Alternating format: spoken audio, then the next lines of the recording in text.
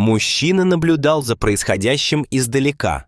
Он увидел, как его дочь подошла к мужчине. Когда она опустила глаза, он наблюдал за ней.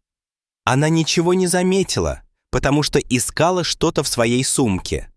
Чрезмерно заботливый отец хотел вмешаться, но его остановила другая семья, которая катила мимо тележку.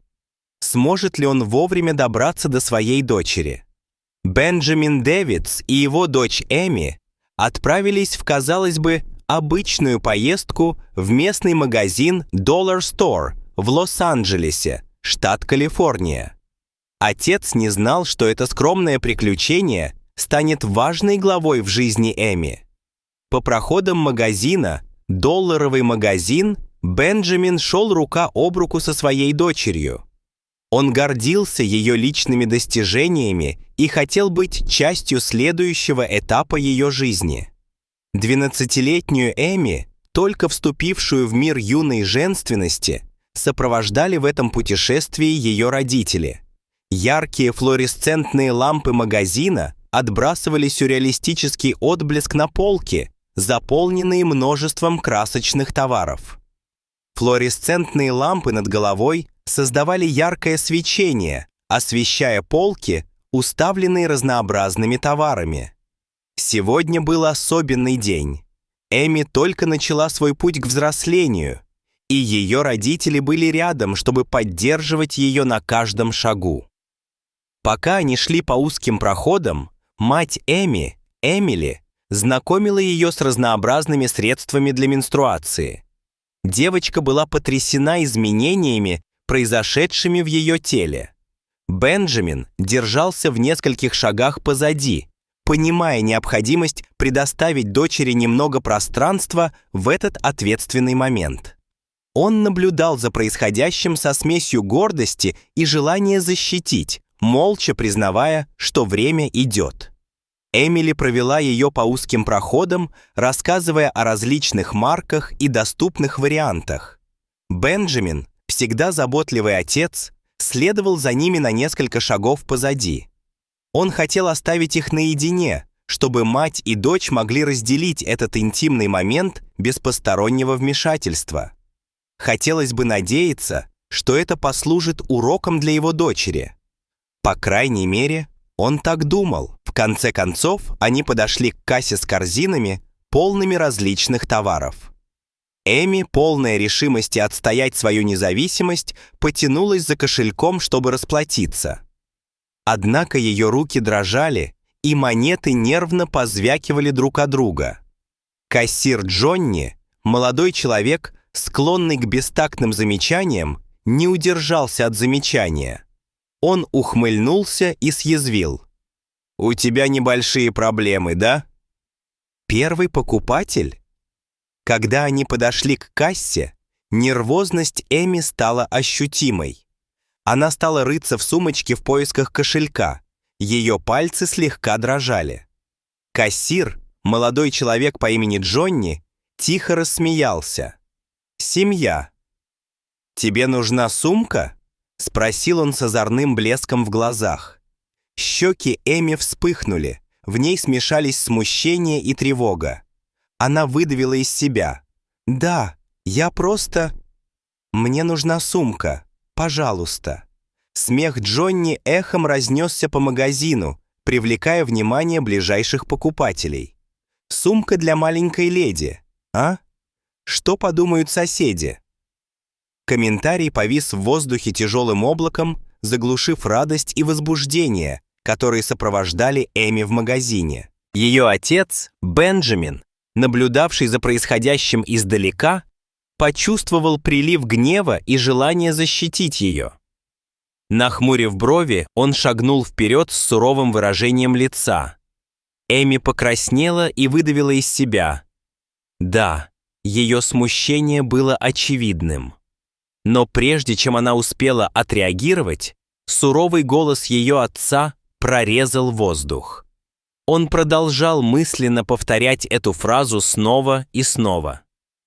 «Что подумают соседи?» Игривое замечание Джонни задело Бенджамина за живое. Он был готов потерять самообладание. Разгневанный отец подошел к кассиру. «Прошу прощения». Голос Бенджамина был ледяным, в нем чувствовалось напряжение. Он в гневе сжал кулаки и выпятил грудь. Ухмылка Джонни дрогнула, когда он посмотрел на Бенджамина, заметив, что в его взгляде назревает буря. «Эй, чувак, я просто пошутил, понимаешь? Расслабься». Эми и ее мать наблюдали за происходящим со стороны. Девочка крепко сжимала свою сумку с покупками. Она нервничала и чувствовала, что сделала что-то не так. Бенджамин стиснул зубы, прижав кулаки к бокам. «Твоя работа – собирать вещи и зарабатывать деньги. Оставь комментарий для своей личной жизни». Попытка Джонни сохранить невозмутимый вид дала сбой. Его бравада рассыпалась под пристальным взглядом Бенджамина. «Ладно, ладно, успокойся. Не нужно так волноваться». Кассир явно нервничал.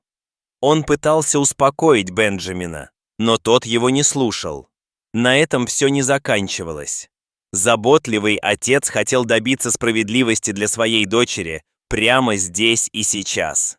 Сердце Эми бешено колотилось, когда она наблюдала, как ее отец самоутверждается. Она никогда раньше не видела его с такой стороны, и ее охватил прилив благодарности, смешанный с благоговением. Она сердито посмотрела на молодого кассира. Она и так чувствовала себя неловко, а он только усугубил ее положение. Она была рада, что ее отец был рядом, чтобы поддержать и защитить ее. Бенджамин наклонился к ней. Его голос был низким и опасно твердым. «Послушайте, молодой человек, сегодня моя дочь вступает в новый этап своей жизни. Последнее, что ей нужно, это ваши необдуманные комментарии. Итак, как насчет того, чтобы вы выполняли свою работу, оформляли нашу покупку и держали свое мнение при себе? Поймет ли упрямая кассирша, что клиент всегда такой, верно?» В кассовом зале повисла напряженная тишина. Слова Бенджамина тяжело повисли между ними. Несколько других покупателей прекратили свои покупки, чтобы выяснить, из-за чего весь этот переполох. Джонни, заметно успокоившийся, медленно кивнул и начал рассматривать предметы. Мать Эми, Эмили, обменялась понимающим взглядом с Бенджамином. Гордость и единство укрепили их связь. Грубиян-кассир почувствовал себя оскорбленным и ответил: «Ты слишком остро реагируешь, парень. Я не сказал ничего плохого». Но это только придало Бенджамину значение. Как он смеет возражать? Он подошел на шаг ближе к прилавку, пристально глядя на меня. «Просто делай свою работу». В словах Бенджамина звучало предупреждение. Он явно хотел защитить свою дочь. Стоявший рядом отец услышал этот разговор, и его глаза сузились. Он шагнул вперед, поддерживая Бенджамина. «Он прав», — сказал он холодным тоном. «Ты не имеешь права делать подобные комментарии». Джонни был застигнут врасплох другим отцом, который тоже нападал на него. «Это не первый раз, когда клиенты жалуются на ваши язвительные замечания», — сказал он с усмешкой. Джонни, однако, был не из тех, кто отступает. Он усмехнулся. Его тон был полон сарказма. «О, извините, джентльмены! Не знал, что задеваю деликатные чувства членов клуба «Отец». Этого было достаточно, чтобы Бенджамин взорвался. Он схватил Джонни за шиворот и вытащил его за стойку. «У тебя есть дети?» Бенджамин сердито закричал на него, энергично встряхивая. Напряжение росло. Воздух потрескивал от надвигающейся бури.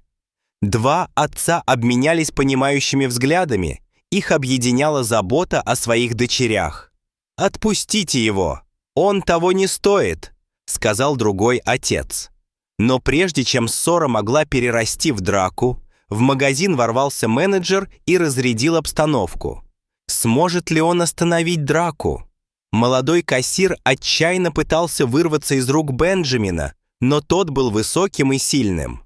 В этот момент из магазина вышел менеджер и подбежал к месту происшествия. Строгий голос менеджера разнесся по всему магазину. «Достаточно! Джонни, отойди!» Его взгляд был непоколебим, когда он обратился к кассиру. «К нам и раньше поступали жалобы на ваше поведение, но теперь они прекращаются». Непокорность Джонни поколебалась перед лицом начальства. «Он первый начал!» — по-детски завопил он.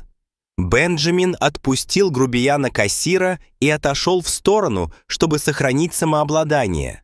Кассир побагровел. Он что-то пробормотал себе под нос, его лицо вспыхнуло от гнева. Это еще не конец. Он сплюнул и бросился прочь от прилавка. Другие покупатели, которые наблюдали за происходящим, отошли, качая головами. Менеджер попытался извиниться за перебои, но он знал, что теперь у его магазина будет плохая репутация. Когда Джонни ушел, менеджер повернулся к двум отцам с извиняющимся выражением лица. «Приносим извинения за причиненные неудобства. Пожалуйста, продолжайте транзакцию». Подошла другая кассирша и помогла Эми с покупкой. Молодая девушка почувствовала себя более комфортно, имея дело с дамой. Приветливая кассирша мило улыбнулась Эми и, не говоря ни слова, положила ее товары в пакет. Эмили, мать Эми, поблагодарила кассиршу, и они попытались уйти, стараясь не встречаться взглядом с другими покупателями. Когда они направились к выходу из магазина, то были потрясены, увидев выбегающего из него кассира Джонни. Он нес коробку со своими вещами. Казалось, он только что уволился. Или его уволили? «С катертью дорога», — сказал Бенджамин, наблюдая, как беспокойный юноша закуривает сигарету, сидя на улице. Семья пошла в противоположном направлении от Джонни, чтобы избежать встречи с ним, но он заметил их на автостоянке. Он был зол из-за того, что только что снова потерял работу.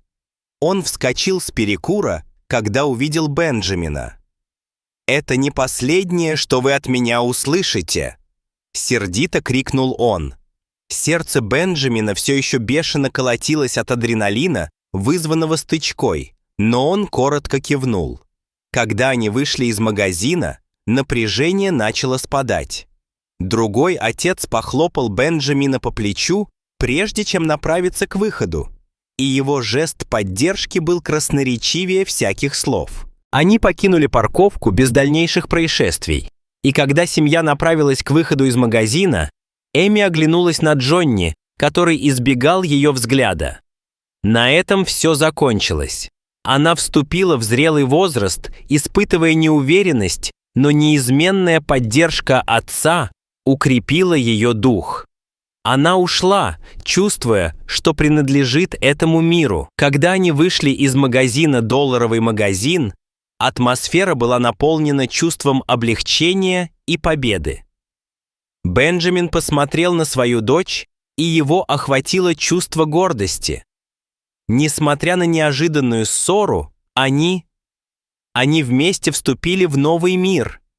Мир, в котором принято отстаивать справедливость и защищать тех, кого они любят. И когда они уходили, чувствуя, что их связь стала крепче, чем когда-либо, солнце начало садиться, окрашивая их общую память теплым золотистым оттенком.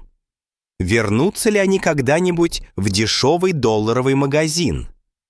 В машине, когда они отъезжали от долларового магазина, Бенджамин взглянул на свою дочь в зеркало заднего вида. Она молча смотрела в окно. Их глаза встретились, и между ними возникло взаимопонимание, молчаливое обещание, что какие бы трудности ни ждали их впереди, они встретят их вместе, проявив силу и стойкость.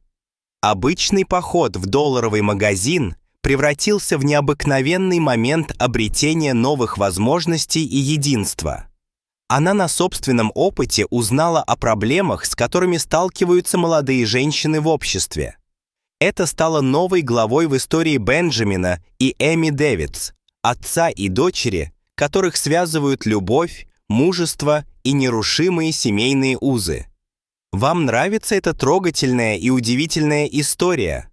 Если да, то мы приглашаем вас оставить нам комментарий, выражающий ваше мнение.